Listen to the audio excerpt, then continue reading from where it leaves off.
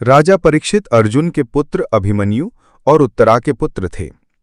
जन्म के समय ही अश्वत्थामा के ब्रह्मास्त्र से उनकी मृत्यु निश्चित हो गई थी, लेकिन श्री कृष्ण ने उन्हें गर्भ में ही बचा लिया। पांडवों के बाद वही हस्तिनापुर के राजा बने। वे धर्मप्रिय और प्रजा हितैषी शासक थे। एक बार वन में शिकार करते हुए वे ऋषि शमिक के आश्रम पहुंचे। प्यास और थकान से व्याकुल होकर उन्होंने ऋषि से जल मांगा, पर ऋषि ध्यानमग्न थे और उत्तर नहीं दिया। क्रोधित होकर परीक्षित ने उनके गले में मरी हुई सांप डाल दी और चले गए।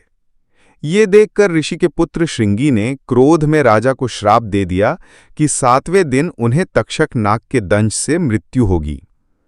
श्राप की खबर मिलते ही राजा ने अपना राजपाट त्याग दिया और गंगा तट पर आकर मृत्यु की प्रतीक्षा करने लगे। वहां उन्होंने महान ऋषि शुकदेव से भागवत कथा सुनी। कथा के माध्यम से उन्हें जीवन का सत्य और भक्ति का मार्ग मिला। 7वें दिन तक्षक नाग आया और दंश देकर राजा की मृत्यु हुई, परंतु वे भगवान की कथा सुनकर ही प्राण त्यागने से मोक्ष को प्राप्त हुए। राजा परीक्षित की मृत्यु के बाद कलयुग का प्रारंभ हुआ और उसकी चपेट में आज हर कोई है।